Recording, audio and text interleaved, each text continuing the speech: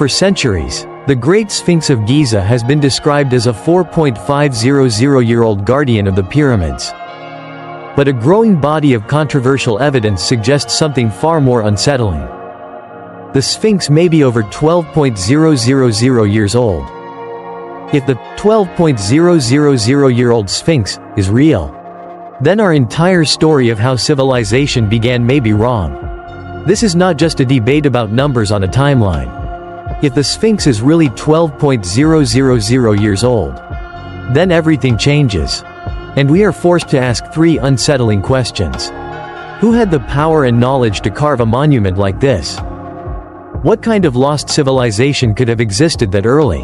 And who decided that we were never supposed to know? In this episode of Ancient Echoes, we'll follow the evidence hidden in stone, in water, and in forgotten records, to see whether the Sphinx is just a 4.500-year-old mystery, or a 12.000-year-old message from a vanished world.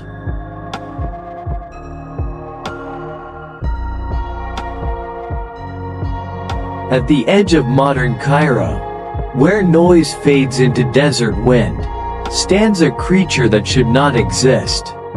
The Great Sphinx of Giza, lion's body, human face, carved from a single block of stone, has watched this plateau for thousands of years, maybe far longer than history admits. Textbooks say it was built around 2500 BC to guard the Pyramid of Khafra.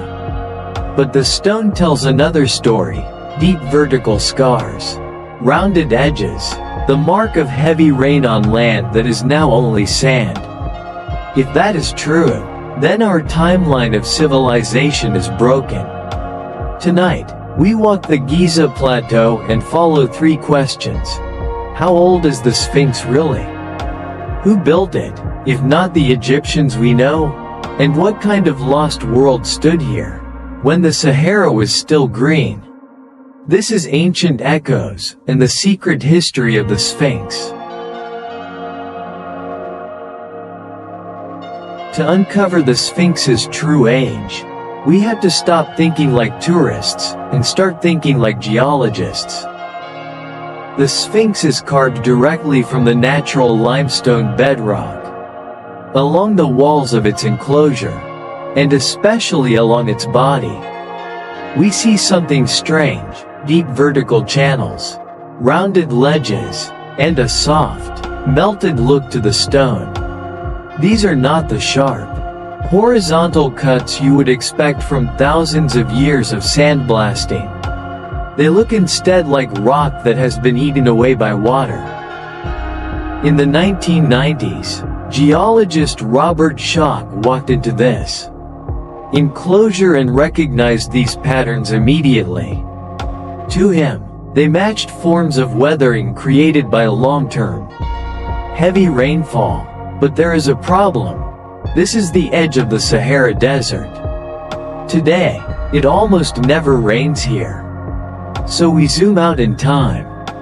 Geological records show that between about 10.000 and 6.000 years ago, North Africa was a completely different world. Lakes dotted the landscape.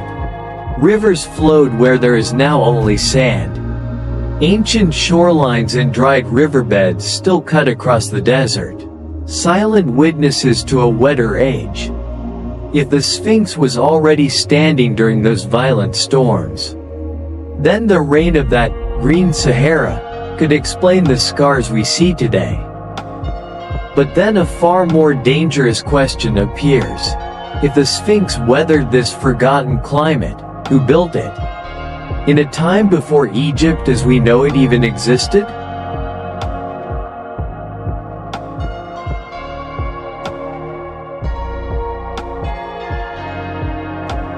Before we can ask who built the Sphinx, we had to ask how. The Great Sphinx is not made of small, convenient blocks. Most of its body is carved directly from a single limestone ridge. Around it, massive blocks, some weighing tens of tons.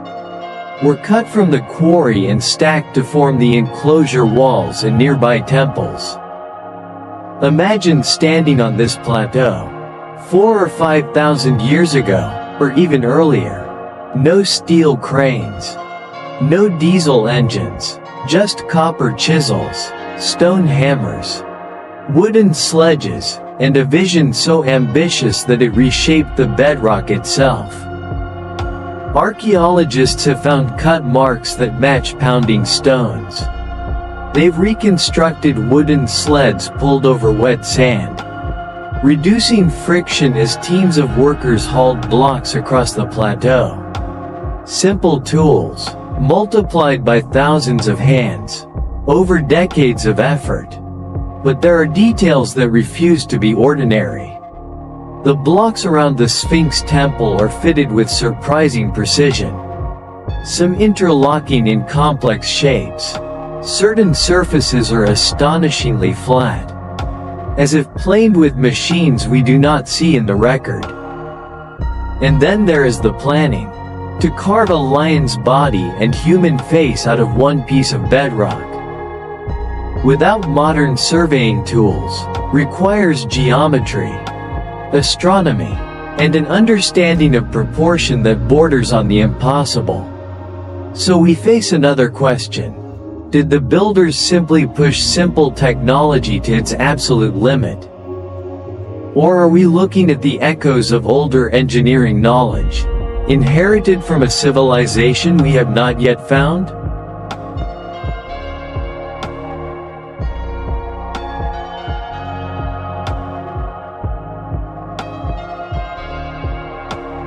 The questions multiply. Who built the Sphinx? How did they do it? But perhaps the most dangerous question of all is, when? Today, two worlds of knowledge face each other across the Sphinx. On one side stand the Egyptologists, the keepers of conventional history. They tell us the Great Sphinx was carved 4.500 years ago, during the reign of Pharaoh Khafra. For them, the evidence is clear. The Sphinx stands beside Khafra's pyramid. The limestone matches. The stylistic details point to the 4th dynasty. On the other side, a growing community of geologists and independent researchers tells a different story. They point to the water erosion patterns we examined in Part 2 evidence. They say that the Sphinx endured a period of intense rainfall that ended thousands of years before Khafra's time. Their calculations suggest the Sphinx could be twice as old, or even older. Both camps claim to follow the truth. Both assemble data, measurements, and arguments. Yet one uncomfortable fact remains. The more precise their methods become, the further apart their conclusions drift. What looks obvious to one side appears absurd to the other. This is not just an academic quarrel. This is a battle over the timeline of human civilization itself. If the mainstream scholars are right, the Sphinx fits neatly into a history we already know. But if the challengers are right, then our story is missing an entire chapter. One in which unknown builders, from an age lost to memory, carved a monument that forces us to ask whether we have truly understood where and when humanity began.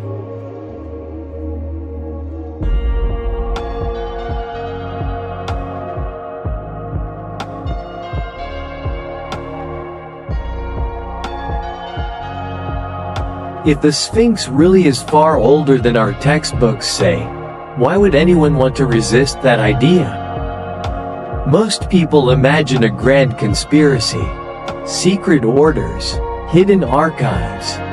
But the real answer is often quieter and more human.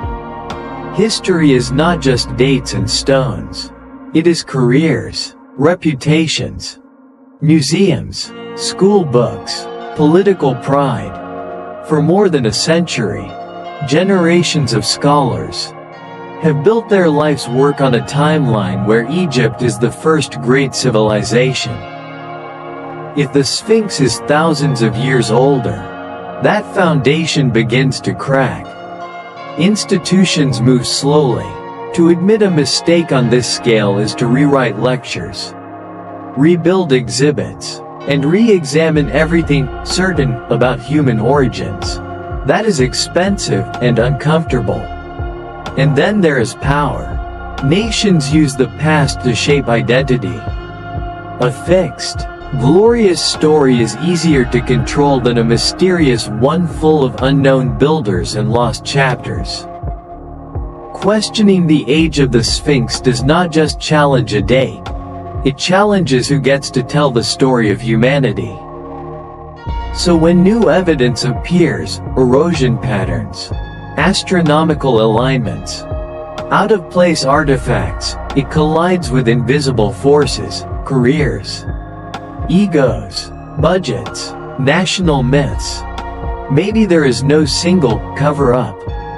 Maybe there is something harder to see, a global system that protects the old story. Simply because changing it would change too much.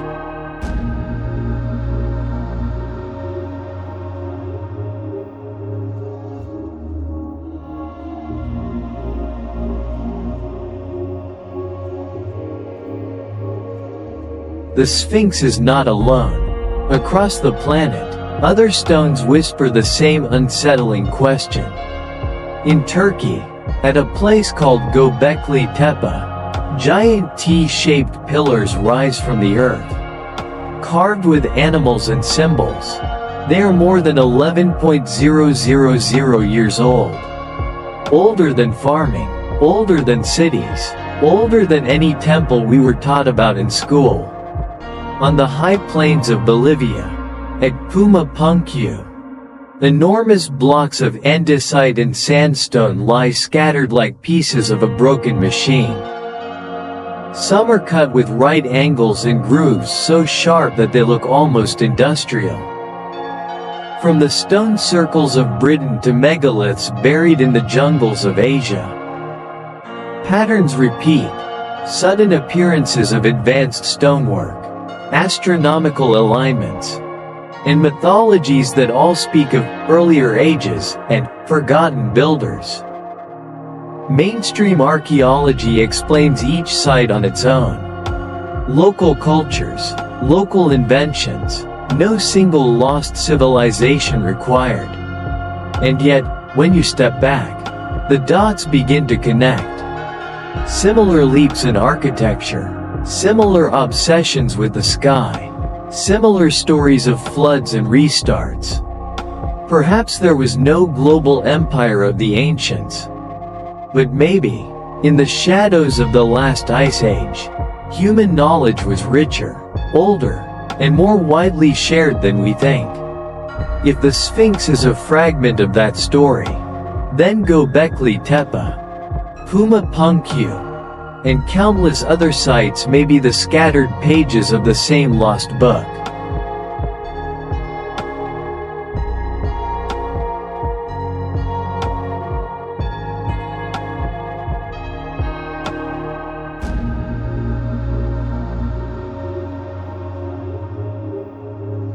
So where does this leave us? We have a monument carved from living rock, bearing the scars of ancient rain in a land that has been desert for thousands of years. We have construction techniques that push primitive tools to their breaking point, or hint at knowledge we no longer remember. We have a war of timelines, fought not only with data, but with pride, careers, and national myths. Maybe the Sphinx is exactly what the textbooks say, a royal guardian from Khafre's time. Maybe the water erosion has another explanation we haven't seen yet. Or maybe the Sphinx is a survivor, a fragment of a story that began long before the first pharaoh. Built by people whose names are gone, whose cities lie under sand and sea. Tonight, we stand in the present, looking back at a past that refuses to fit into a neat, comfortable box, and the Sphinx just keeps staring over our heads, as if waiting for us to finally ask the right questions. In the end, this isn't just about how old one statue is. It's about us, about how willing we are to change our minds when the stones themselves tell a different story. The Sphinx will still be here long after we're gone. The real question is, what story will we choose to tell, while we still have the chance?